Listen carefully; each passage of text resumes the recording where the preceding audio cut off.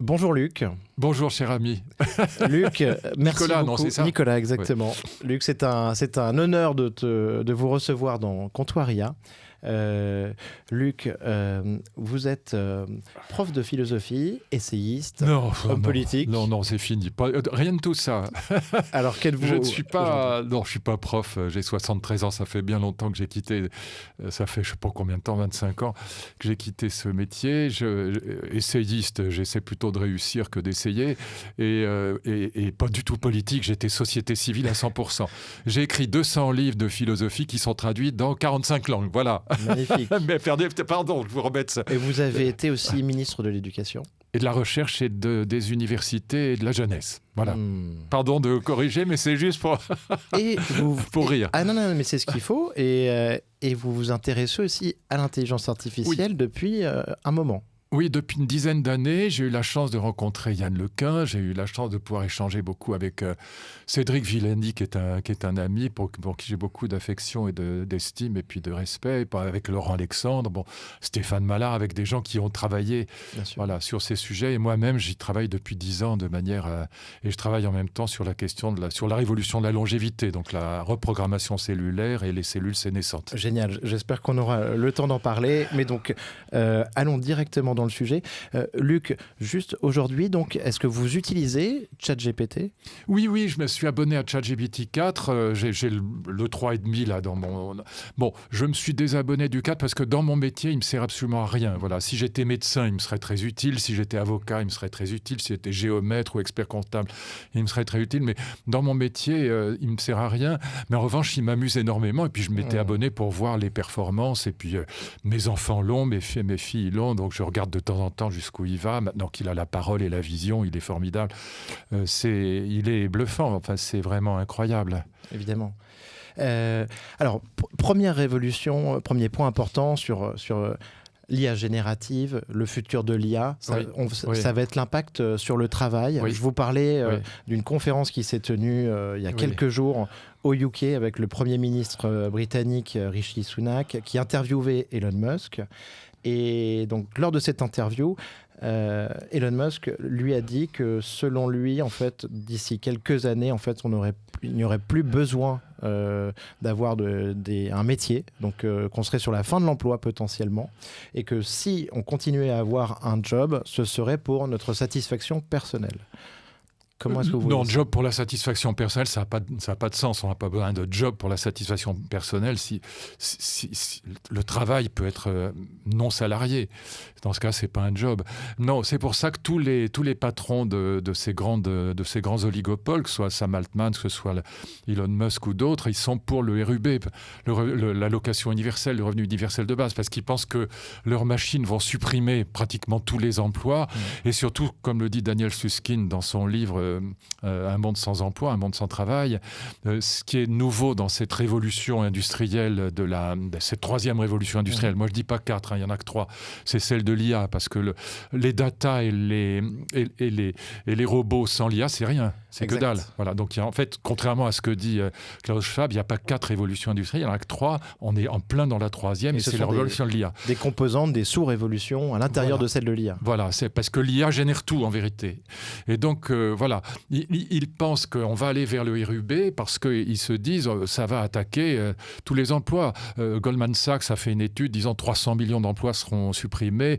Et Daniel Susskind, j'y reviens, disait une chose qui est très juste, c'est que à la différence des révolutions industrielles de la vapeur, de l'électricité, du moteur explosion, etc., ce sont les métiers, c'est les bac+10 qui sont attaqués. Ce sont les géomètres, les experts comptables, les radiologues, les médecins, voilà. Et donc je pense que c'est faux. C'est en partie vrai, mais c'est faux parce que je pense que ces prévisions qui annoncent la fin du travail, déjà c'est ce que disait Rifkin il y a déjà longtemps, un livre, La fin du travail, préfacé en français par Michel Rocard. Il avait dire convaincu Michel Rocard d'une absurdité qui a été les 35 heures. Moi j'aimais beaucoup Michel Rocard, mais c'était une vraie bêtise. Bon. Mais je pense qu'on confond les tâches et les métiers. Voilà, je pense que c'est une erreur. Je pense que 99% des tâches seront impactées, mais peu de métiers. Voilà. Donc peut-être repenser sa vision de son emploi, parce que si on le voit comme une liste de tâches, pour le coup, on va être remplacé très vite. Voilà, si c'est une liste de tâches, ça va très vite. Pour vous donner un exemple, quand j'arrive au ministère de l'Éducation en 2002, il y a 6 ou 7 répertoires téléphoniques qui se baladent. Je demande à une de mes assistantes de les rassembler. Elle a mis 10 jours avec XL, et l'IA, un scanner, je ne sais pas quoi. Elle va mettre une après-midi. La tâche a disparu, le métier n'a pas disparu. C'est affreux, mais upgrader le métier elle aussi, ce qui fait qu'elle a créé sa boîte. Je travaille avec elle, on travaille ensemble 10 fois par jour. Elle fait des choses 1000 fois plus intéressantes pour elle et pour moi que de calligraphier un répertoire. Voilà. Donc c'est un exemple parmi 1000 autres du fait que, à mon avis, c'est moins les métiers que les tâches qui seront impactées. Mais ce qui est vrai, c'est que ce sont les métiers de l'intelligence qui seront le plus impactés. À court terme. À court terme. Voilà. Et très rapidement, parce que contrairement à ce qu'a dit notre ministre du numérique en disant que c'était un perroquet approximatif, il s'est complètement planté. Le truc est faramineux. Et surtout le 4,5 depuis qu'il peut lire. Là encore hier, je vais soumis en écrivant exprès très mal. Bien sûr. Moi, je ne l'ai plus, mais mes filles l'ont, donc je m'en suis servi. Je lui ai soumis une ordonnance de médecin très mal écrite.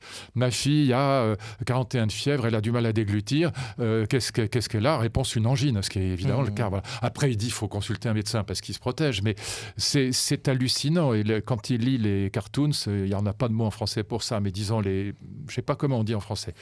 Donc les dessins humoristiques, voilà, il est absolument incroyable. Il arrive à interpréter l'humour. L'humour, remarquablement bien. Voilà. Il y a une photo du pape François qui lève non pas une hostie ou un ciboire, mais qui lève une cocotte en papier, et ce qu'on appelait les cocottes en papier de montagne, en fait un coin, une salière en papier, et on lui dit qu'est-ce qu'il y a de drôle là-dedans. Il dit c'est le décalage entre l'objet profane un peu ridicule et puis l'air inspiré du pape. Voilà, donc c'est incroyable.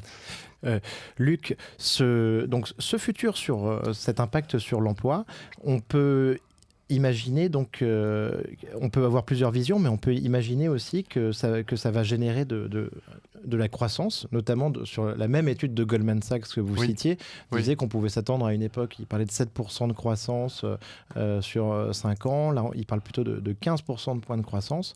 Est-ce que ça peut nous conduire à une situation hégémonique au-delà de la transformation de l'emploi ? Alors, bon, ça aura quand même un impact sur l'emploi, mais bien sûr, ça générera de la croissance.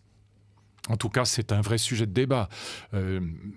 Patrick Artus, par exemple, un de nos grands économistes, pense que non, mais un jeune économiste comme Nicolas Bouzou pense que oui. Bon, donc c'est un vrai débat qui est ouvert entre les économistes. Ce qui est certain, c'est que, il y aura quand même, Schumpeter n'est pas mort, il y aura des créations d'emplois. Par exemple, dans le domaine de la cyberattaque, il y a quantité de boîtes qui se créent aujourd'hui, et ce sera, les data scientists, les prompts, voilà, il y a toutes sortes de secteurs dans lesquels on va avoir besoin d'emploi. Et deuxièmement aussi, dans le monde de l'entreprise, ça va aussi faire gagner du temps sur des tâches qui sont bêtes. Il y a par exemple une entreprise qui s'appelle Freshwork. Je parlais avec son patron l'autre jour, et ils ont fabriqué un logiciel qui permet dans les agences de tourisme, les agences de voyage, de gagner 1 heure par jour et par salarié. Voilà. Parce que dans les agences de voyage, et notamment à l'approche des vacances, ils reçoivent des quantités de messages qui sont contradictoires, et vous avez un logiciel qui analyse tous les messages, que ce soit des mails, des SMS ou des coups de téléphone, et qui à la fin de la journée donne le résultat des courses en évacuant les contradictions. Donc ça fait gagner 1 heure par jour et par salarié, par exemple. Donc c'est pas idiot. Ouais. Un énorme gain en productivité, plein de tâches pénibles aussi qui vont disparaître. Voilà, et tâches bêtes aussi qui vont disparaître. Mais reste que... Alors, dans le domaine de l'éducation, parce que c'est lié à la question du travail. L'éducation, je voulais y venir justement. Voilà, mais... Parce qu'il y a un lien quand même entre le monde de l'éducation et le monde du travail, évidemment, puisqu'il y a quand même toutes sortes de formations qui sont malgré tout censées conduire à un emploi. Je pense qu'il faut quand même...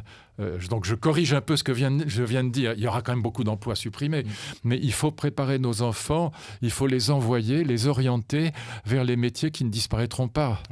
C'est-à-dire les métiers, et ça c'est vraiment, si j'étais encore ministre de l'Éducation, ce serait mon sujet numéro 1. Les métiers qui associent la tête, le cœur et la main ne disparaîtront pas. Pour être clair, le radiologue disparaîtra avant le généraliste en médecine et le généraliste avant l'infirmière.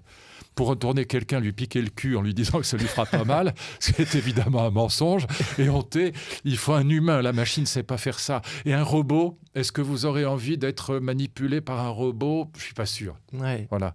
Donc, tête, cœur, main, c'est vraiment la clé de la clé. Et vous voyez, c'est très important parce que ça veut dire que ça va revaloriser les métiers qui sont ceux de la voie professionnelle, paradoxalement, qui a toujours été méprisée, il faut être honnête. Hein. Bon, les familles ne choisissaient la voie pro que quand les enfants avaient échoué dans la voie générale. On parle un peu là-dessus, on parle aussi du paradoxe de Moravec, que je cite souvent ici, qui est que les tâches très compliquées à faire pour l'être humain sont faciles à faire pour la machine, et inversement, et ça vient de la biologie, que vous connaissez bien, et de l'évolution.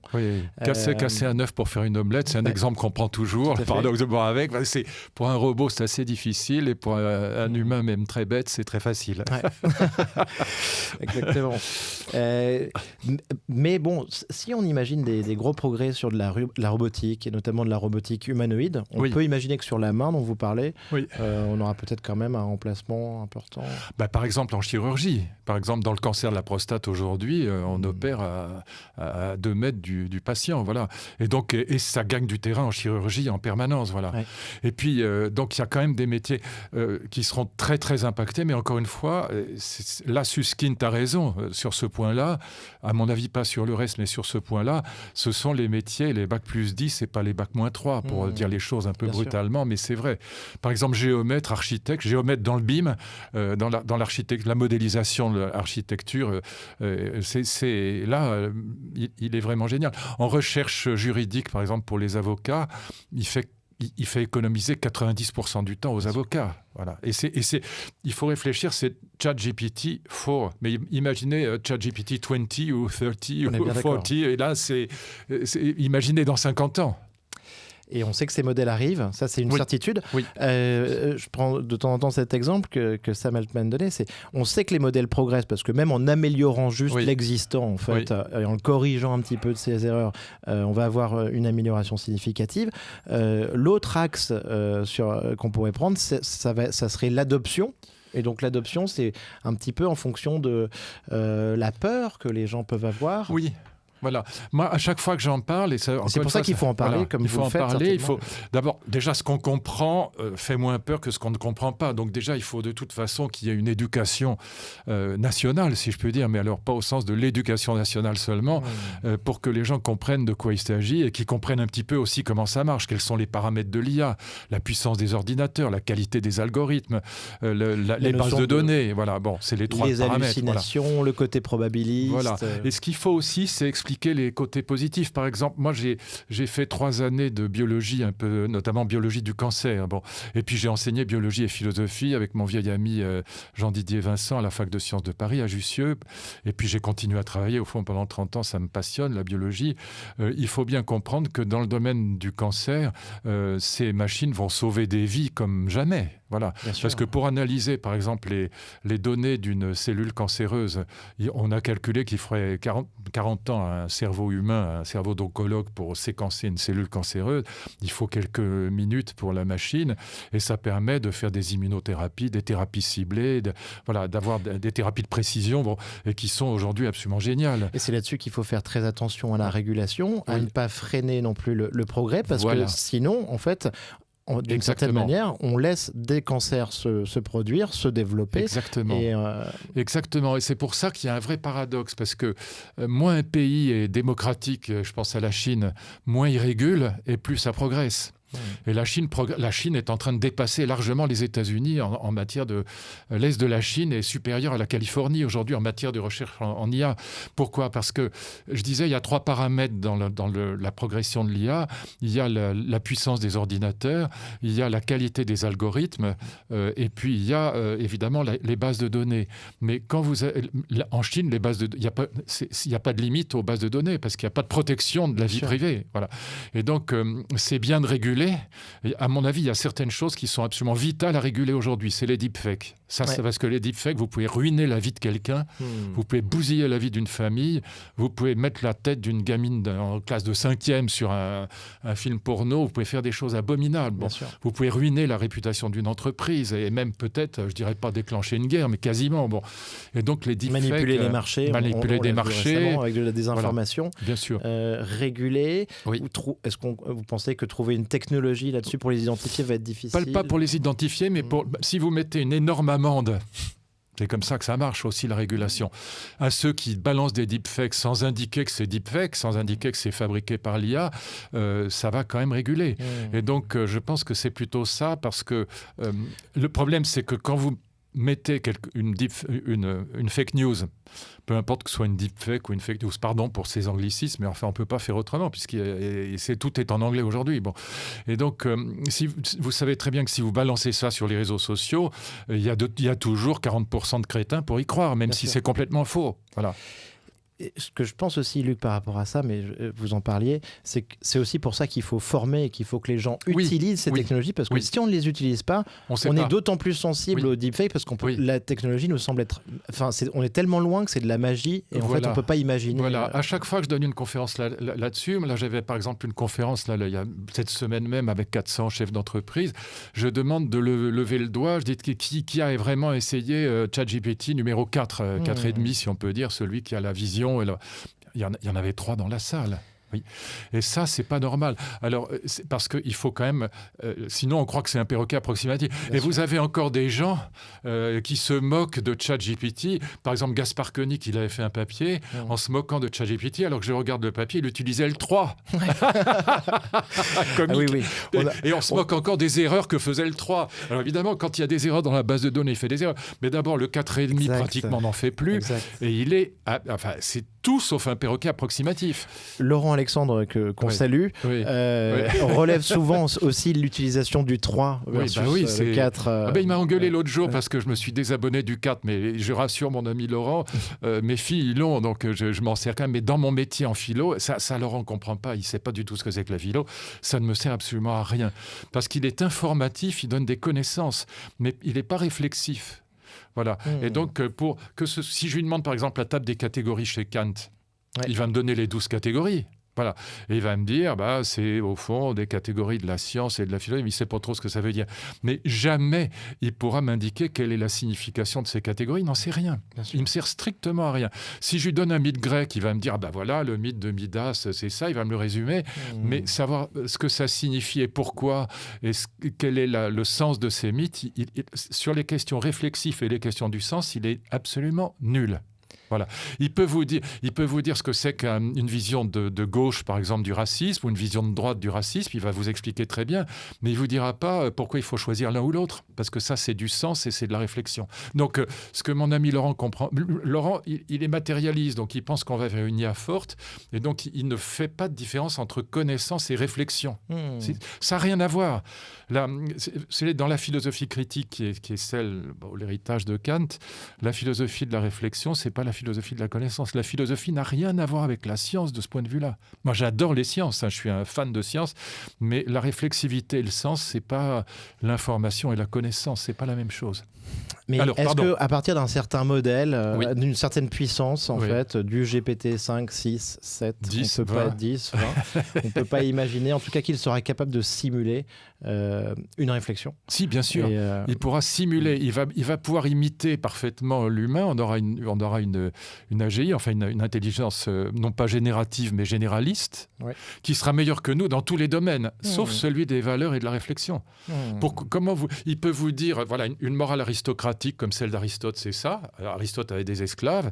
Il peut vous dire, si vous le formez en Californie, il vous dira, c'est pas bien d'avoir des esclaves. Il sera wokiste, il sera écolo, féministe, tout ce que vous voulez. Il l'est d'ailleurs déjà. Il vous dira une morale démocratique. Dans une morale démocratique, il n'y a pas d'esclaves. Donc une morale démocratique, c'est voilà, l'égalité, homme-femme, l'égalité.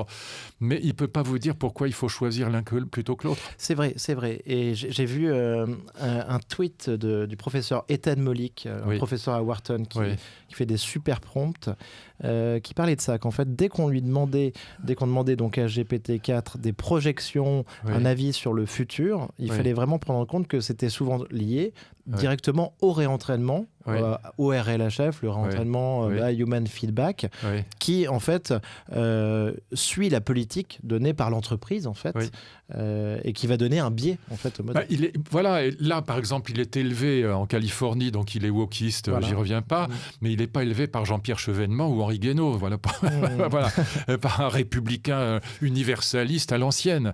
Voilà. Et donc du coup, il est bourré de biais spirituels, mais qui sont sans intérêt d'une certaine manière, parce qu'il ne fait que, là pour le coup, c'est un perroquet approximatif sur le plan moral, sur le plan réflexif. Et alors, on ira vers une intelligence généraliste qui sera supérieure à nous en matière de connaissances et d'informations, dans tous les domaines. Il sera génial, il l'est déjà. Mais on n'ira pas vers une IA forte. Et là aussi, c'est un débat que j'ai avec des amis, j'ai discuté avec des gens de la singularité. Pourquoi est-ce qu'ils pensent qu'on va vers une IA forte ? C'est-à-dire une machine qui aura la conscience de soi et des émotions. Parce que le cerveau, vous savez qu'il y a un projet Blue Brain. Au fond, on aurait des neurones artificiels qui seront tellement performants que, au fond, comme les neurones humains, comme les neurones biologiques, ils se mettront à produire de la pensée. Il y aura une génération nouvelle d'intelligence. Là, on irait vers une post-humanité qui serait immortelle dans ce cas-là. Vous voyez, c'est ça le mythe de l'immortalité. C'est un peu celle que décrit Harari en disant que... On est arrivé à un moment où les machines vont écrire l'histoire. Oui, non, mais Harari délire complètement. Je veux dire, pardon de le dire un peu brutalement, mais son discours apocalyptique contre l'IA est complètement débile. Il faut arrêter de dire des conneries par moment. Il dit que ça va détruire l'humanité. Enfin, c'est absurde. Et, vous voyez, on encourage les peurs. Alors ça marche. Pourquoi ça marche ? Parce que rien ne marche mieux. Tocqueville l'avait déjà très bien expliqué. Rien ne marche mieux. Il y a deux passions hyper fortes en démocratie, c'est la jalousie et la peur. Et ça marche génialement, mais c'est complètement idiot. Et donc, voyez, pourquoi il croit à une IA forte ? C'est-à-dire une machine qui se mettrait à penser, à avoir des émotions. Moi, j'ai jamais vu des fonctions mathématiques tomber amoureuses, pour le dire très clairement. Je pense que pour avoir des émotions, il faut que l'intelligence soit incarnée dans un corps biologique. Quand vous avez la trouille, vous avez le cœur qui bat. Voilà. Quand vous faites l'amour, il se passe des trucs que la machine ne pourra jamais connaître. Voilà. Et donc, je pense qu'on confond IA généraliste et IA forte. Ça n'a rien à voir. Et donc, non, ça ne remplacera pas l'humanité parce que l'humanité, c'est la liberté et l'amour. Ce n'est pas l'intelligence. Évidemment. Voilà. Et vous avez un tas... On pourrait dire à la limite que les arbres sont intelligents. On pourrait dire que toutes sortes d'animaux sont intelligents. Voilà. La nature est intelligente. D'une certaine manière, les systèmes naturels, les écosystèmes sont intelligents. Mais ils ne pensent pas, ils n'ont pas d'émotion pour autant. Oui, tout à fait. Et donc, en fait, pourquoi ils pensent ça ? C'est parce qu'ils sont matérialistes. Et un matérialiste, c'est quelqu'un qui pense que nous sommes déjà des machines et qu'au fond, de même que la conscience est sortie de la soupe primitive ou que la vie est sortie de la soupe primitive, eh bien, la conscience sortira de neurones artificiels formidablement pondérés. Finalement, voilà. Mais c'est pas vrai, c'est une connerie. Et donc, je suis pas chrétien, je suis pas croyant, c'est pas ça. Mais c'est vraiment une bêtise, quoi. Donc, en revanche, oui, je crois à une IA généraliste qui sera supérieure à nous pratiquement dans tous les domaines.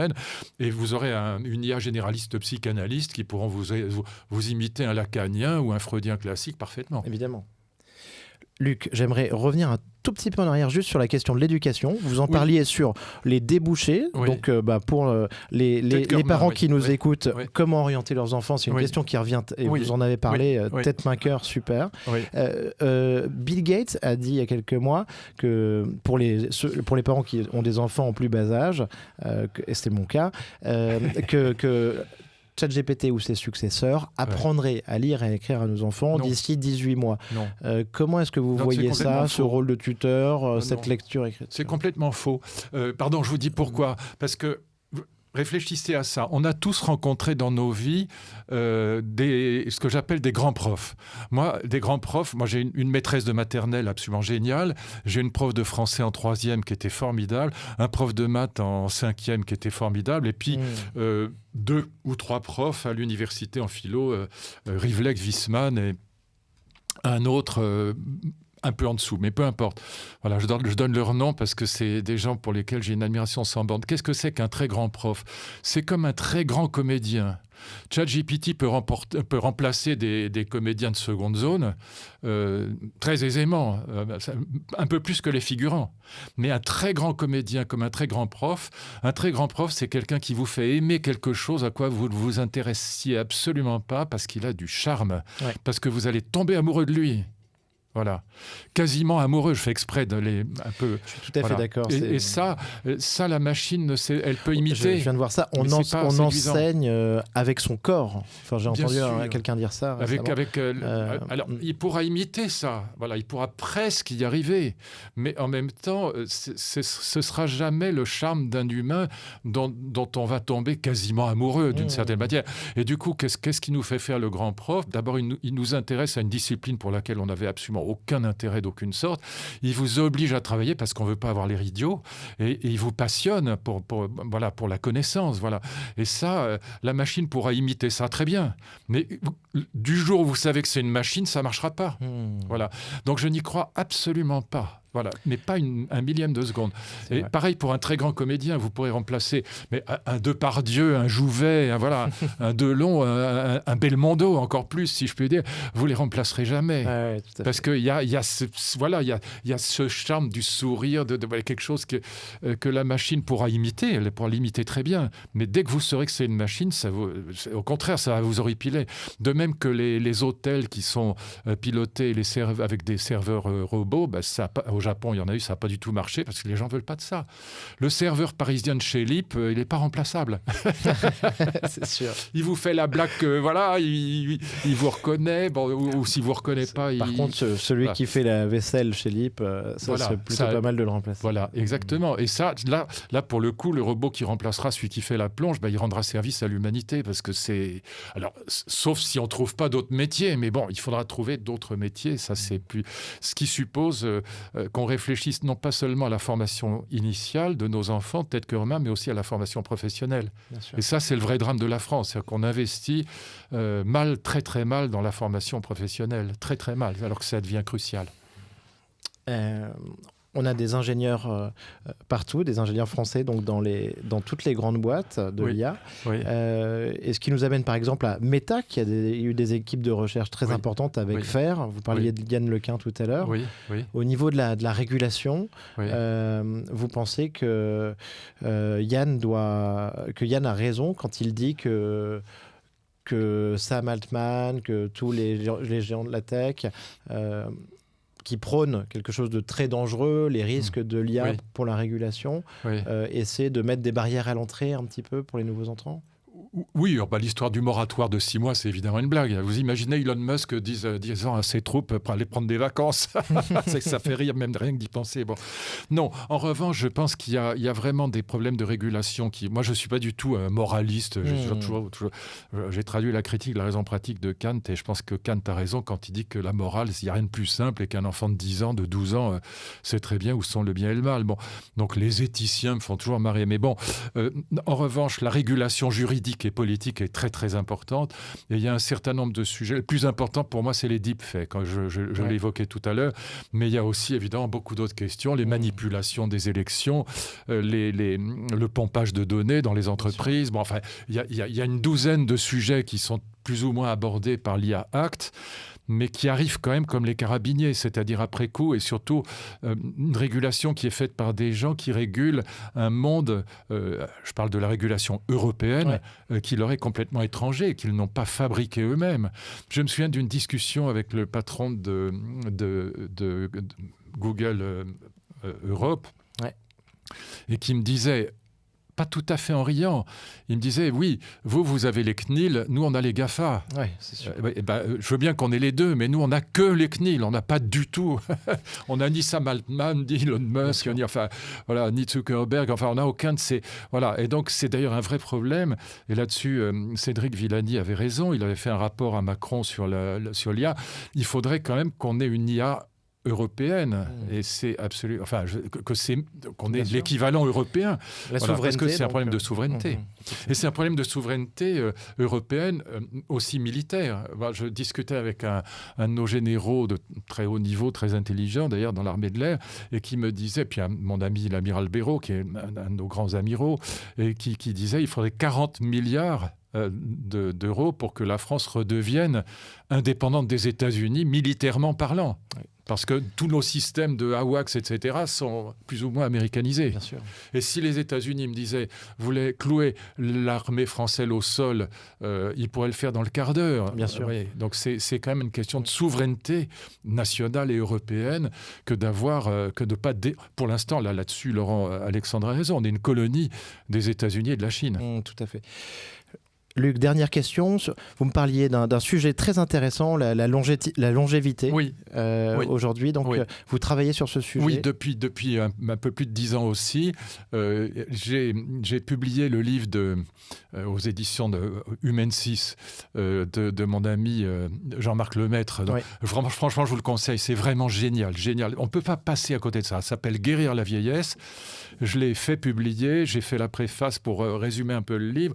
Et il y a 2 pistes de recherche qui sont vraiment fascinantes, indépendamment de tout ce qu'on savait sur les gènes du vieillissement, sur la télomérase, sur le fait que quand on fait du sport, ça booste le système immunitaire.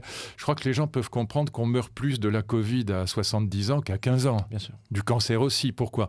Parce que notre système immunitaire, quand il vieillit, il n'élimine plus les cellules cancéreuses, ou plus assez bien les cellules Covid, mais aussi les saloperies. Les pires, c'est les cellules sénescentes qui se multiplient dans le corps passé 50 ans, pour aller vite, et qui produisent tous les maux de la vieillesse, notamment tout ce qui est inflammatoire, arthrite, arthrose, etc. Mais voilà, l'idée est la suivante, c'est qu'il y a il y a une révolution de la longévité qui repose sur 2 piliers. Un, la reprogrammation cellulaire. Elon Musk a investi dans une boîte de reprogrammation cellulaire qui a levé 3 milliards d'euros, donc c'est pas des fous. Et reprogrammation cellulaire et surtout les sénolytiques, c'est-à-dire la lutte contre les cellules sénescentes qui prolifèrent encore une fois parce que le système immunitaire vieillit, il n'a plus assez de soldats, les lymphocytes, les NK, les natural killers.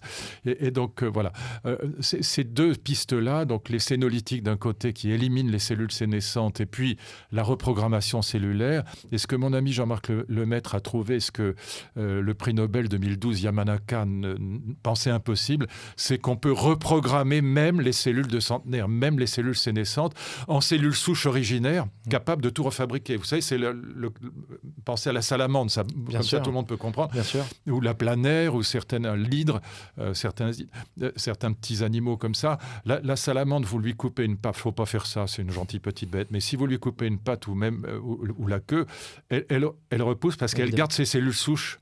Nous pas, on garde des cellules souches unipotentes par la cicatrisation, mais on ne garde pas les cellules souches totipotentes et pluripotentes et multipotentes, enfin multi un peu, mais pas pluripotentes, qui sont les cellules souches qui sont dans l'embryon. C'est pour ça qu'on congelait d'ailleurs les cordons, les embryons. Bien sûr. Voilà, pour garder des cellules souches, pour par exemple faire des patchs cardiaques pour les gens qui risquent d'avoir ou qui ont eu une crise cardiaque. Et ça, c'est une vraie révolution. Oui. Et cette longévité, Luc, va être boostée par l'IA ? Bien sûr, parce que de toute façon, l'IA est absolument partout. Par exemple, dans les immunothérapies, quand vous reprogrammez des lymphocytes, quand vous reprogrammez des cellules du système immunitaire pour aller tuer uniquement les cellules cancéreuses, et pas donc faire des thérapies ciblées et pas bombarder comme avec une chimiothérapie toutes les cellules qu'il y a autour, eh bien vous utilisez l'IA en permanence. Bien sûr. Donc l'IA, elle peut être très, très, très positive. Elle va sauver des millions de vies dans le domaine de la cancérologie dans les années qui viennent. Donc c'est pas uniquement un monstre qui fait peur. Il faut donc surtout pas la freiner. Non. Et donc merci beaucoup, Luc. Il faut l'encadrer, mais pas la freiner. Voilà. Évidemment. Le livre que vous recommandez, j'ai bien compris, c'est Guérir la vieillesse. Oui, c'est formidable. C'est vraiment un livre de passionnant. Jean-Marc Lemaître, qui est directeur de recherche à l'INSERM à Montpellier, et qui est donc un très grand biologiste. Et c'est un livre absolument formidable. Et il faut vraiment comprendre, c'est les 2 révolution du temps présent, la révolution de l'IA et la révolution de la longévité. Elles sont liées, évidemment, elles sont inséparables, mais elles vont quand même dans des directions qui sont évidemment potentiellement très différentes. L'IA, elle va partout. La révolution de la longévité, c'est quand même dans le domaine... Ça pose plein de problèmes. Hein. Il y a des gens qui sont contre. Alors, les écologistes, la planète va déborder. Enfin, j'analyse ça dans mon livre aussi. Peu importe le titre de mon livre, je ne cherche pas à le vendre, mais j'ai analysé toutes les critiques de la longévité, enfin de la révolution de la longévité, puis j'ai donné les réponses aussi à ces critiques dans un livre que j'ai publié sur cette question de la longévité, qui est vraiment... Les gens ne voient pas ce qui va... C'est comme avec l'IA, les gens ne voient pas qu'on est en train de vivre deux révolutions qui vont changer nos vies plus que dans toute l'histoire de l'humanité. Bien sûr. Il faut comprendre ça. Voilà. C'est passionnant. Merci beaucoup, Luc, d'être venu sur ce podcast. Non, merci à vous surtout. Merci, Luc.